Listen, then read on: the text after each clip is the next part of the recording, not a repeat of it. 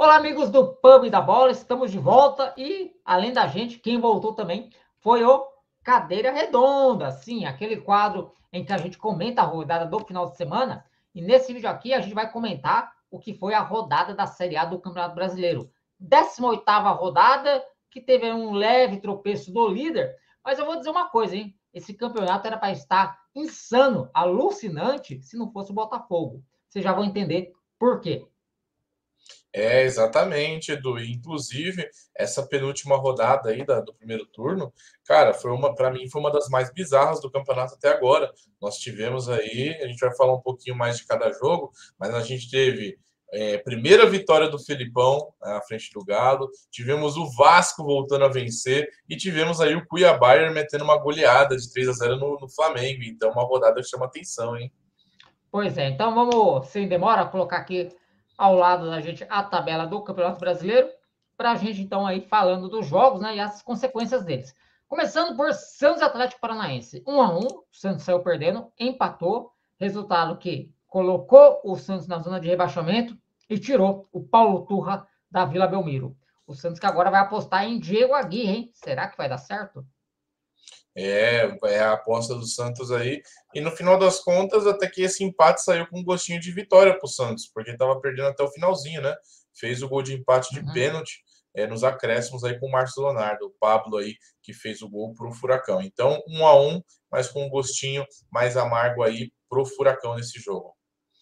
Bom, com esse resultado, o Atlético segue ali na sétima colocação com 28 pontos. Olha o Cuiabá chegando nele, hein? Também tem 28 pontos. Enquanto que o Santos, né, entrou, né, fez tanto esforço que conseguiu, entrou na zona de rebaixamento, tem 18 pontos na 17ª posição, hein? E olha, o Vasco e o América têm jogos a menos, hein? É que a distância ainda para esses dois ainda é grande, né? Mas é bom o Santos abrir o olho. Bom, outro jogo do sábado foi aí a vitória do Goiás, que quietinho, quietinho vai se recuperando por 1-0 sobre o Fortaleza. O Fortaleza que parece aí que tá meio que perdeu o foco no Brasileirão, né? Quarta derrota consecutiva. Se o time vai bem na Sul-Americana, o mesmo já não pode dizer do Brasileirão. Apesar do time ter criado bastante gordura no começo, né? Ter feito aí bastante pontos, mas o Fortaleza perdeu 2 posições nessa rodada, é o 13º com 23, e o Goiás aí se manteve fora do Z4, 15º com 19 pontos. O Fortaleza que foi com um time misto aí para esse jogo, de olho aí na Sul-Americana, e o gol foi um gol contra aí, marcado pelo Tobias Figueiredo no comecinho do segundo tempo. Bom, seguindo aqui com os jogos da rodada, o próximo jogo que a gente vai comentar é o empate Internacional e Corinthians, né? O Inter com reservas, né? Com algumas reservas, o Corinthians, pelo que eu vi ali da escalação, com perto do que tem de melhor, né? O jogo termina ali 2-2. O Corinthians vai ali garimpando seus pontinhos, está na 14ª colocação com 20 pontos e um jogo a menos. São já 4 jogos de invencibilidade no Brasileirão, perto do que foi o começo do Brasileirão. É até que uma situação mais tranquila, porém, apenas 2 pontos acima da zona de rebaixamento. E o Internacional, apenas o 12º colocado com 24 pontos, hein? Então o Inter também. E já aí um longo jejum de vitórias. Eu estou olhando aqui na tabela, só bolinha vermelha e cinza. Então é sinal aí que o Inter tá mesmo aí num jejum de vitórias no Campeonato Brasileiro. E nesta terça-feira tem jogo importante pela Copa Libertadores. Exatamente, Edu. Foi esse jogo aí, inclusive, que eu pude acompanhar do começo até o fim. O Internacional jogou bem melhor, cara. Um time que deveria sair vencedor desse confronto era o Colorado, mesmo com um time misto praticamente para reserva. Mas o Renato Augusto abriu o placar aos 13 minutos. Até então, nesse comecinho estava um jogo equilibrado. Só que 4 minutos depois, o Inter empatou com o Bruno Henrique. Aquele Bruno Henrique, ex-Corinthians, né? O lei do ex sempre funciona, né? Ex-Palmeiras. E depois desse gol, o Corinthians sentiu o baque, né? Que o resto do primeiro tempo só deu Inter. Quase que fazia o segundo gol. Depois, num pênalti, né? Cometido em cima do Yuri Alberto, o Fábio Santos converteu, e isso já era 41 minutos do segundo tempo.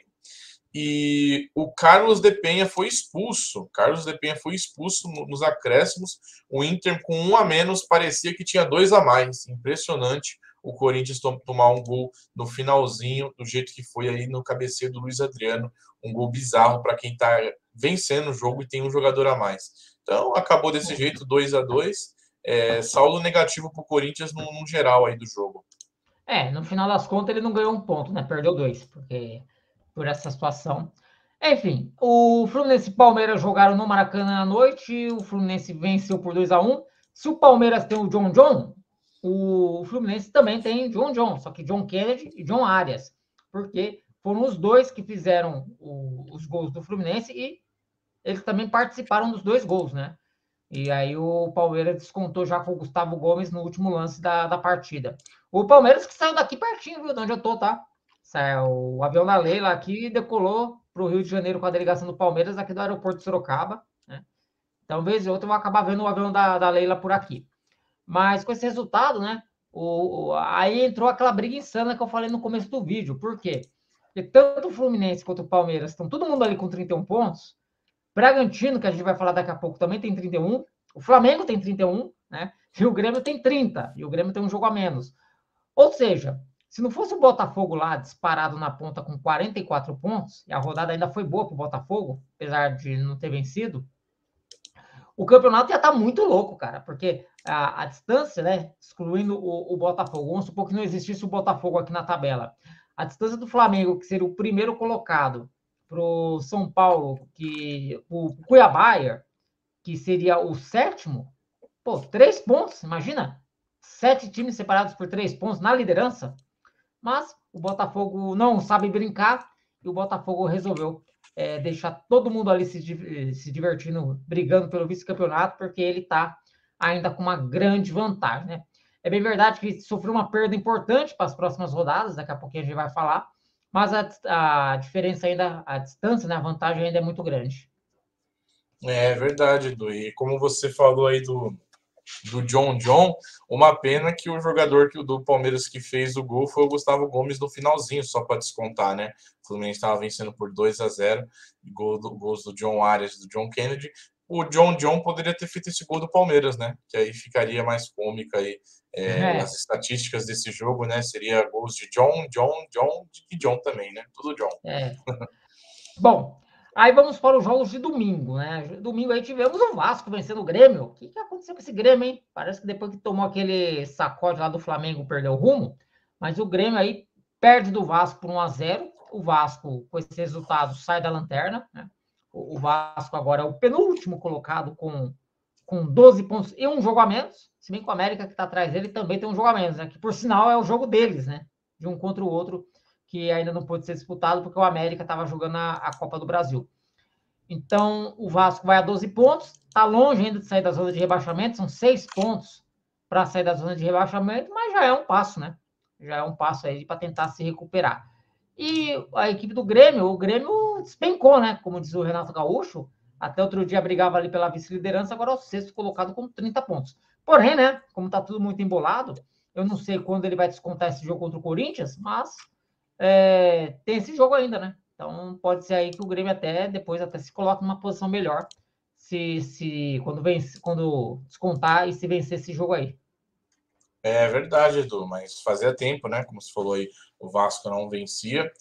Venceu com um gol aos 35 minutos do segundo tempo do Pablo Vegetti, né?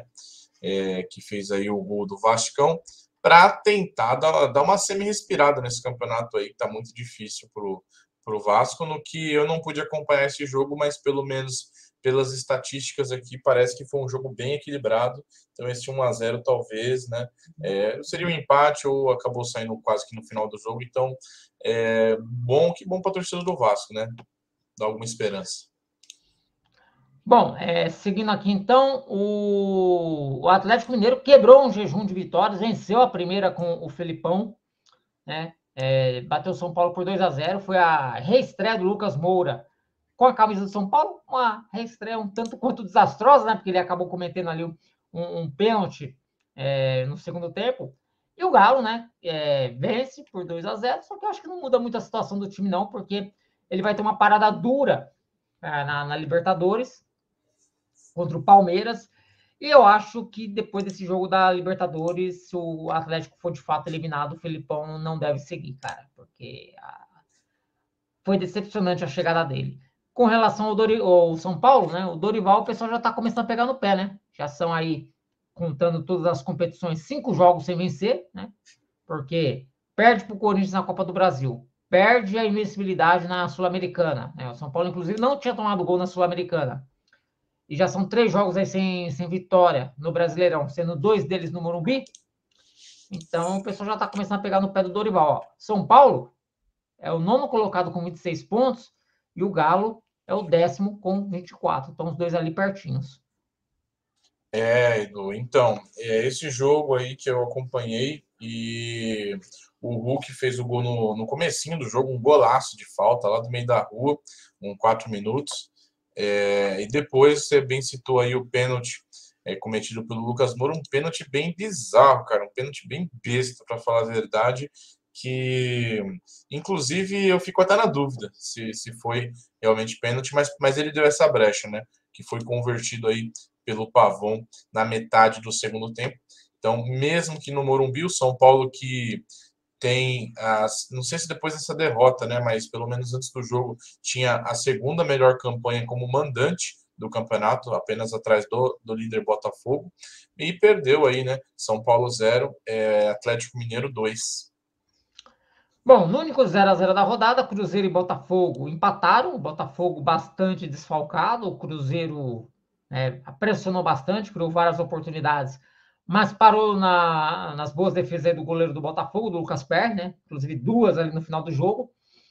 Só que, assim, pior do que esse resultado para o Botafogo, talvez nem seja tão ruim, né? Porque, por conta dos desfalques, por ser fora de casa, mas foi a perda aí do Tiquinho Soares, que a princípio vai ficar 4 semanas afastado. Né? O Tiquinho Soares, que já não ia jogar contra o Inter, porque tá suspenso, né? Ele tomou o cartão amarelo antes de se machucar, mas é algo que preocupa aí, né? O Botafogo passou por uma mudança de comissão técnica, a gente ainda não sabe como é que vai ser o trabalho desse novo treinador, por enquanto tá sendo bom ainda, né? Mas o Botafogo aí, em 3 rodadas, já é o segundo empate, né? Já perde ali mais 2 pontinhos fora de casa. Edu, mas assim, mesmo assim não dá nem para comparar, cara. Quer dizer, dá para comparar pelo menos um dos tempos com outro empate, o empate de 2-2 com o Santos, porque o Botafogo não jogou nada no primeiro tempo. Já no segundo tempo, assim, foi uma coisa de maluco, inclusive até merecia ter saído com a vitória. Teve lance no finalzinho, que a bola quase entrou. Já contra o Cruzeiro, né, você bem disse aí, o Lucas Perry, grande destaque do jogo. O cara tá, assim, é aquele tipo de goleiro que os jogadores adversários começam a desacreditar, sabe? O cara pega tudo, e isso daí dá até uma desanimada o atacante do outro time, que parece que de nenhum jeito vai fazer o gol. Como você falou, o Tiquinho Soares aí fora do fogão é a maior perda que você poderia imaginar hoje para esse time. Até porque a gente falou do Lucas Perry, que está se destacando tanto, mas lembrando que tem um Gatito Fernandes no banco. Já o Tiquinho Soares não tem uma peça da mesma altura para repor o que ele está jogando E a aí. janela fechou. Então fica naquelas, né? O Botafogo vai ter que se virar com o que tem. Eu acho que ainda vai meio que dar um pouco de improvisada, vai colocar jogador mais na frente, mais velocista e tal, menos assim, não sei se o Botafogo vai conseguir colocar um 9 ali para substituir exatamente o Tiquinho, mas vamos aguardar para ver aí os próximos jogos do Fogão, para ver se o campeonato vai ficar mais emocionante, como o Edu falou no Clube dos 31, né? Ou se o Botafogo continua disparado. Bom, a sorte do Botafogo é que ainda não se definiu, né, o perseguidor dele, né? Ainda há muita ali alternância ali na segunda colocação. Todos os times que estão ali no grupo dos 31 estão disputando outras competições, né? O Palmeiras, o Fluminense, o Flamengo na Libertadores, o Bragantino na Sul-Americana, o Grêmio ainda na Copa do Brasil, né? Apesar de estar quase fora. Então, e vai chegar uma hora aí que, né, já está acontecendo, né, inclusive, que os times estão começando a poupar para as competições internacionais. E isso talvez esses pontos que o Botafogo perdeu nesses empates, e talvez até os que possa vir perder por conta da ausência do Tiquinho Soares, vão ser compensados nesses times também perdendo pontos por estar poupando jogadores. Né? O Palmeiras, tudo bem que era um confronto direto com o Fluminense, era, mas o Palmeiras aí, que estava mais próximo, perdeu pontos para o Fluminense, o Flamengo perdeu pontos para o Cuiabá, enfim. E eu não acredito que o Bragantino ia ter força, resistência para conseguir descontar essa diferença para o Botafogo, não, porque o Bragantino é muito imprevisível, né? O Bragantino, quando você espera muito dele, ele não te entrega nada. Né? Ele é capaz de perder jogos incríveis. Falando no Bragantino, né? Ele ganhou ontem, ganhou do Coritiba 1-0, o Coritiba que tinha ensaiado uma reação, perde em casa, né? Foi o Sorriso que marcou o gol, deu confusão no final, né? O pessoal do Coritiba ficou bravo lá no final da partida, mas o Bragantino entra aí na turma dos 31, enquanto que o Coxa segue ali na 18ª colocação. Né? Ainda consegue se manter em 18º, ele que ficou a maior parte do tempo na lanterna, mas a vitória do Bahia, né, já deixou ele ali um pouquinho mais distante de sair da zona do rebaixamento. As vitórias do Bahia e do Goiás também, né? Então a rodada foi muito ruim para o Coritiba. Porque o que está atrás venceu, os que estão na frente ganharam também. Apesar de ter sido uma rodada muito ruim para o Coxa, cara, não sei dizer que mesmo perdendo em casa para o Red Bull Bragantino, se deixa de ter essa reviravolta aí, né, para o Alviverde, porque esse jogo eu não pude acompanhar, mas eu assisti, acho que os últimos 3, 4 jogos antes desse do Coritiba, e o time melhorou bastante. É um time que fez eu engolir minha língua aí, que eu vi as primeiras rodadas e falei mal e tudo, e realmente está melhorando bastante, cara. Então, não sei como jogou, né? Até se alguém aí assistiu esse jogo inteiro, pode colocar nos comentários se mereceu. Eu sei que teve gol aí anulado do Coritiba, que o VAR chamou. Mas pode colocar aí se o Coritiba merecia um resultado melhor. Mas aquilo, né? Como você bem disse, vai sofrer muito, principalmente mesmo com uma reação, ainda assim pode ser rebaixado, mesmo reagindo, né? Por toda a perda de pontos que o Coritiba teve aí no começo do campeonato. Bom, seguindo aqui, Bahia venceu um confronto direto, né? Na briga contra o rebaixamento, 3-1 em cima da América. O Paiva lá, né? Se eu até me perguntaram ontem na live, né? Por que o Bahia ainda tá mantendo esse técnico? Eu falei, bom, é porque os dirigentes do Bahia já não são mais os daqui, né? O que mandam, né? São de fora. Porque se fossem dos dirigentes daqui antigos, o Paiva já tinha rodado no Campeonato Baiano ainda, ou talvez nem chegado. Mas o Bahia aí quietinho, ó, conseguiu um pontinho ali contra o Corinthians, arrancou um ponto contra o São Paulo, e agora conquista essa vitória, né? Confronto de 6 pontos contra o América, deixa a zona de rebaixamento, joga a batata quente para cima do Santos, e ainda causou aí a demissão do Wagner Mancini. Eu acho que o Wagner Mancini até que durou muito no América, né? Eu acho que a diretoria do América estava meio que se escorando na Sul-Americana. Como o América também perdeu foi empatado, né? Terminou empatado o jogo da Sul-Americana. Terminou 1-1. Então, acho que acho que a diretoria do América não está muito confiante na Sul-Americana, então resolveu demitir o Wagner Mancini aí. O América que pega o Bragantino, né? Nessa semana aí, pelo jogo de volta.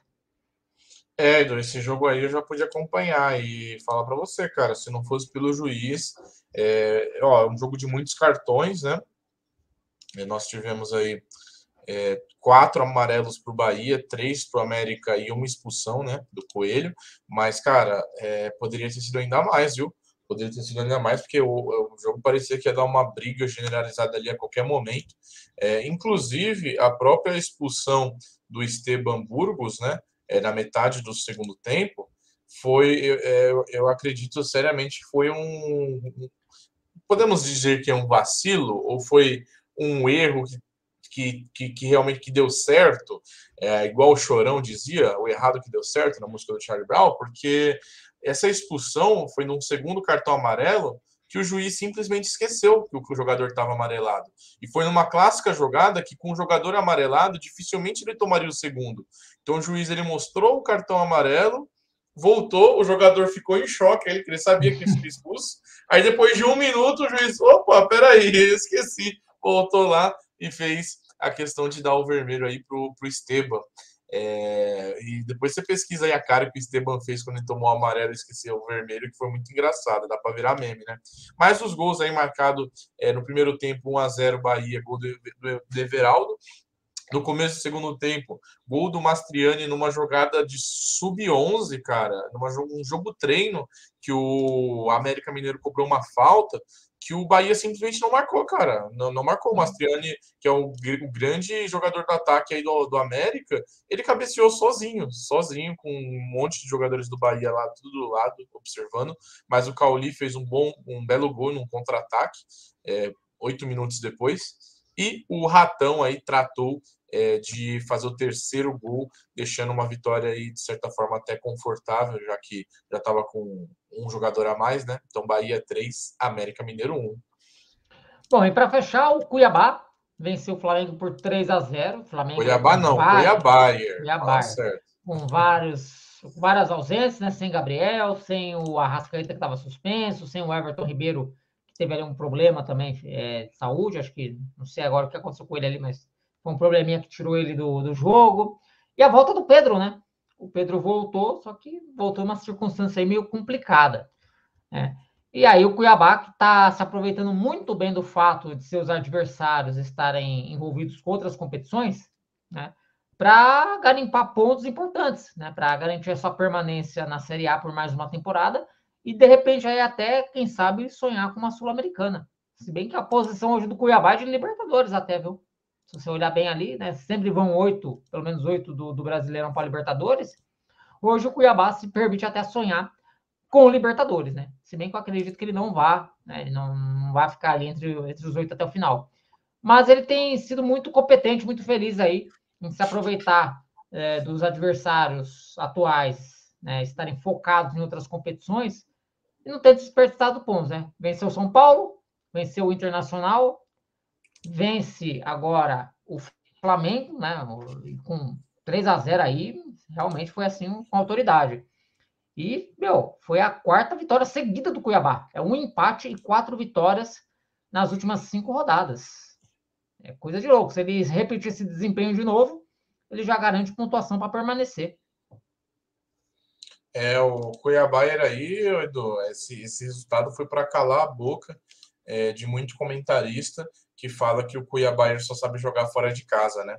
Porque venceu vários jogos nesse campeonato pelo placar mínimo, jogando na retranca, né? Dependendo muito do Davidson, fazendo um ótimo campeonato aí, mas vence em casa aí o Flamengo, que apesar das ausências, cara, a gente é bom colocar aqui que além do Pedro, quais outros jogadores tinha? Tinha Gerson, tinha Everton Cebolinha, tinha o Davi Luiz, tinha o Ayrton, que é um dos melhores laterais esquerdos aí da competição, né? Então o Flamengo tava com um bom time, né? O Flamengo a gente sabe que tem um ótimo elenco. Esse elenco do Flamengo é um elenco que dá pega numa Série A. Então, e mesmo assim, né? Porque pode chegar algum desavisado e achar que o Cuiabá meteu 3-0 porque o Flamengo entrou com um reserva que seria um sub-20. Não é a questão, né? Não, são reservas aí de muita qualidade, então tem que elogiar bastante o Cuiabá, que quem imaginava aí, quem diria antes do campeonato começar, que a gente está para encerrar o primeiro turno. E não acredito que vai mudar isso aqui, tá? O único que pode mudar é o São Paulo, mas eu vou citar times que estão, não todos, mas times que estão atrás do Cuiabá, tá? E vão continuar aí com o final do primeiro turno. São Paulo, Atlético Mineiro, Cruzeiro, Internacional, Corinthians, Santos e Vasco. Olha esses times todos atrás, aí, todos com campanhas piores do que a do Cuiabá. Ninguém ia acreditar se alguém falasse isso antes do campeonato começar, né? O Cuiabá era colocado por todo mundo como um dos grandes candidatos a ser rebaixado. Então já se mostrou aí e concordo com você, cara. Tem chance sim de se classificar para uma pré-Libertadores. Vamos ver aí como é que esse time vai continuar jogando. Pois é, bom, e com essa análise sobre o Cuiabá, a gente vai se despedindo aqui. Lembrando, se não está inscrito, se inscreva aqui no canal, né? E a gente está aí com bastante conteúdo aí. Estamos falando de futebol internacional, Premier League, segunda divisão inglesa, enfim, tem muita coisa boa aqui nessa volta do Pub da Bola. Beleza, então, galera? Então, um forte abraço Beleza, e até os a comentários. próxima. Isso aí. Fechou? Não, tá gravando Não, ainda. tá. Coloca aí nos comentários, então, qual competição você está mais ansioso aí para voltar aí que a gente vai falar. É La Liga, é Série A Team, é Bundesliga, a própria Premier League aí que volta na sexta-feira. Como o Edu falou, em muitos vídeos da Inglaterra, mas a gente quer saber também o que mais vocês querem de vídeo ali, aqui, além de brasileiro e inglês, tá? Coloca nos comentários, se inscreve e até o próximo vídeo. Falou. Falou.